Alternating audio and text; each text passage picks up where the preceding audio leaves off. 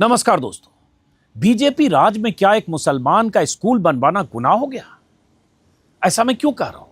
इसे एमपी की एक घटना से समझिए। मामला है एमपी के बैतूल जिले का, जहां एक स्कूल को इसलिए बुलडोज कर दिया गया क्योंकि वो स्कूल जो शख्स बनवा रहा था उस शख्स का नाम है अब्दुल। कहा जा रहा अब्दुल प्रशासन और शासन की आंख की किरकिरी इसलिए बन गया क्योंकि अब्दुल ने अपने खुद के पैसे से स्कूल बनाने का फैसला किया और 20 लाख रुपए खर्च करके स्कूल की बिल्डिंग बना दी। लेकिन एक झटके में उस स्कूल को बुलडोजर से जमींदोज कर दिया गया, यह कहकर कि बिना अनुमति के अवैध तरीके से निर्माण कराया गया। अब्दुल तो केवल पंचर बना सकता है, ढाबे में काम कर सकता है, ठेला चला सकता है। अब्दुल जब तक यह सब करे तब तक किसी को एतराज नहीं है। लेकिन अब्दुल स्कूल कैसे बनवाने लगा? अब्दुल अगर स्कूल बनवाएगा तो शासन और प्रशासन के पेट में दर्द तो होगा ही, लेकिन यह दर्द इतना तेज होगा कि स्कूल के निर्माणाधीन भवन पर बुलडोजर चला दिया जाएगा। स्कूल पर बुलडोजर चलने की घटना के बाद एमपी में हंगामा मचा हुआ है। एमपी के सीएम और प्रशासन की चौतरफा घेराबंदी हो रही है। विपक्ष के तमाम नेता मोहन यादव की सरकार पर आरोप लगा रहे हैं, सवाल कर रहे हैं कि स्कूल ही तो बना रहा था, उसे बुलडोज क्यों किया गया। यह घटना है बैतूल जिले के ढाबा गांव की। गांव के रहने वाले अब्दुल नईम अपने खर्च से अपनी जमीन पर गांव के बच्चों के लिए स्कूल बनवा रहे थे। लगभग काम पूरा ही होने वाला था। जैसा कि मैंने कहा, 20 लाख रुपए वो खर्च कर चुके थे। पूरे गांव की आबादी देखें तो 2000 के आसपास है, जिसमें केवल 3 मुस्लिम परिवार हैं।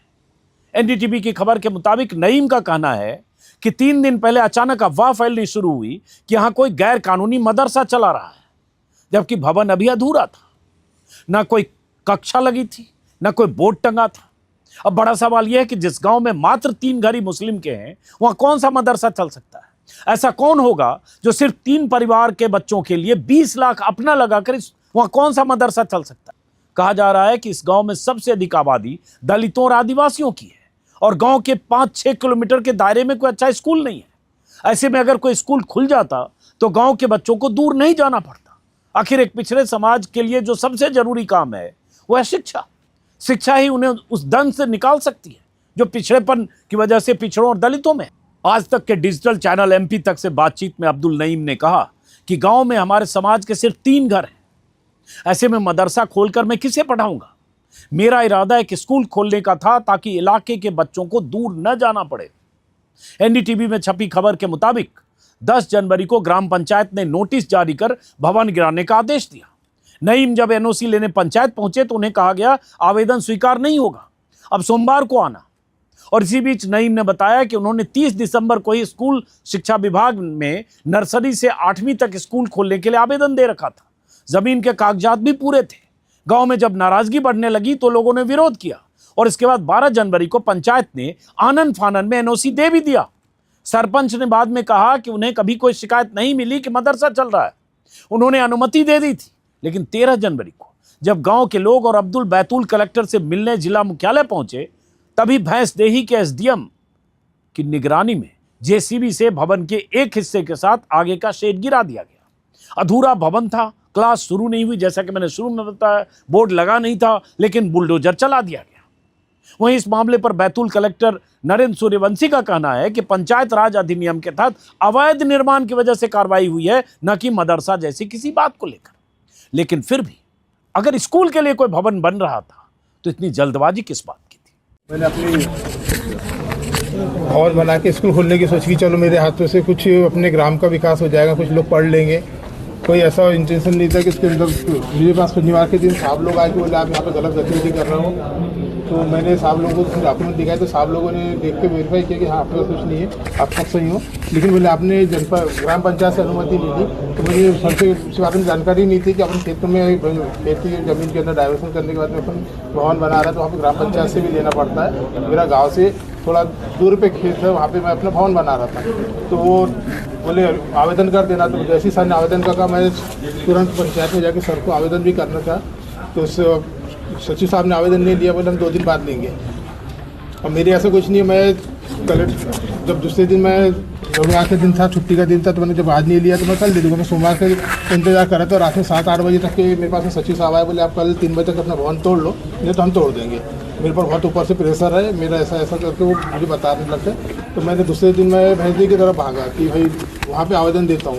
तो वहाँ जाके मैंने आवेदन वगैरह बनाया तो मुझे पता चला कि वहाँ पे पटवारी वगैरह आ गए भवन के पास में और वो भवन तोड़ने की बात कर रहे हैं। तो मैं फिर वापस आया यहाँ पे इंचार्ज पर उनके लिए उनसे रिक्वेस्ट किया कि सर मुझे कुछ तो समय, तो मैंने गलती आवेदन सिर्फ पंचायत की एनओसी नहीं तो मैं उसमें जो भी जुर्माना मेरे ऊपर लगाया जाएगा मैं उसको भरने को तैयार हूँ। और रही बात मेरे स्कूल खोलने से प्रॉब्लम है तो मैं स्कूल भी नहीं खोलता। मैंने तुरंत उसी दिन अपने तहसील लेवल पे जो BRC सर वगैरह थे उनके साथ रिक्वेस्ट की सर मेरा आवेदन निरस्त कर देना है, मैं स्कूल नहीं खोल रहा हूँ, मैं समिति भी बंद कर दे रहा हूँ, मेरे को कुछ भी बस मेरा भवन बचा दीजिए। मेरे भवन को मैंने बहुत मेहनत से बनाया था, जोड़ तोड़ करके भवन बनाया।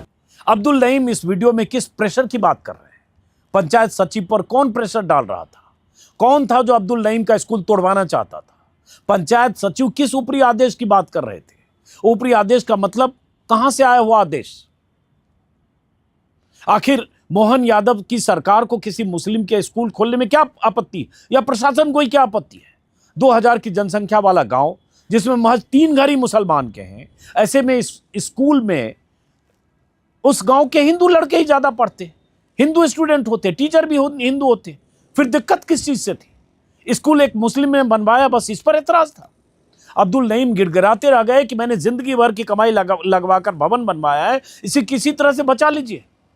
मैं स्कूल भी नहीं खोलूंगा, अगर मैंने गलती की है तो जुर्माना लगा दीजिए, लेकिन भवन मत गिराइए।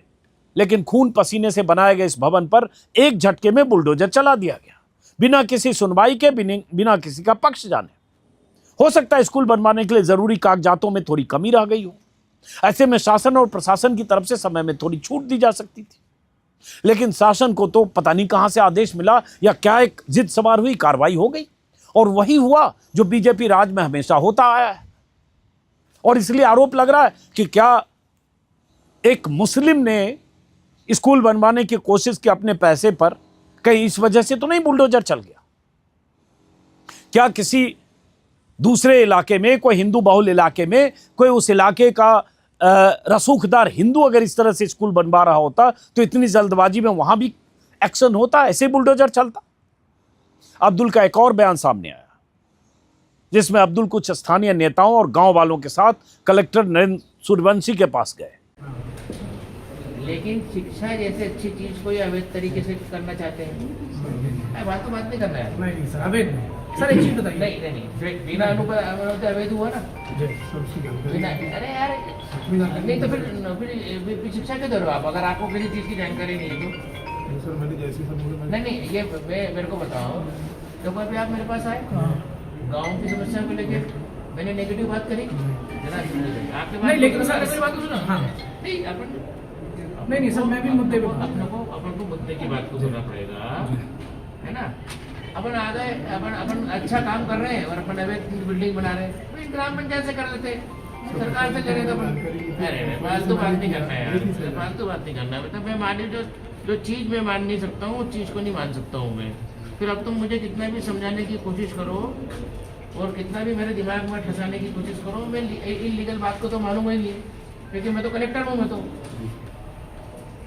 सर इसमें एक मिनट, नहीं आप सर सुनिए, मेरी बात। सर मान लिया इलीगल है, आपसे मिलने के लिए कोई की परमिशन चाहिए क्या? अभी सर सुनिए, तो अभी इनको खेड़ी चौकी में बैठा लिया, अंदर केबिन में, पूछ लीजिए।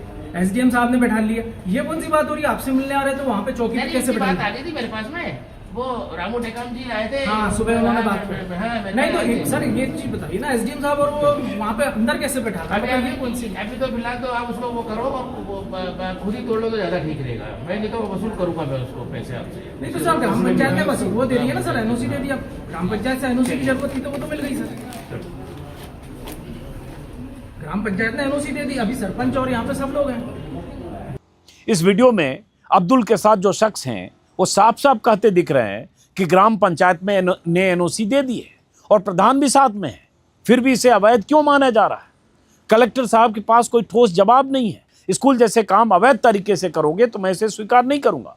सारा वैध अवैध का ज्ञान आज ही इनको याद आ रहा है। MP में इतनी चीजें फर्जी तरीके से हो रही है, इन साहब को नहीं दिख रहा है, लेकिन एक स्कूल इनसे नहीं पचा। ऐसा बहुत सारे लोग कर रहे हैं, क्योंकि ये स्कूल अब्दुल बनवा रहा था। स्कूल का मालिक मुस्लिम है, कहीं यही तो उसका गुनाह नहीं है? स्कूल गिराने की कार्रवाई SDM की निगरानी में हुई, जहां पुलिस और राजस्व का अमला मौजूद था।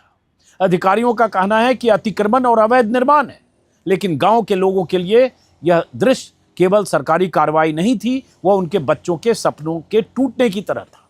विपक्ष लगातार इस पर सवाल उठा रहा है। अभी 2 दिन पहले मध्य प्रदेश के बैतूल में अब्दुल नईम ने अपने गांव में, ढाबा नाम का गांव, वहां उसने अपने खर्चे से 20 लाख अपनी जेब से खर्च करके स्कूल खोला और उस गांव की आबादी में सिर्फ 4 परिवार मुसलमानों के हैं, बाकी हजारों जो लोग हैं वो हिंदू हैं।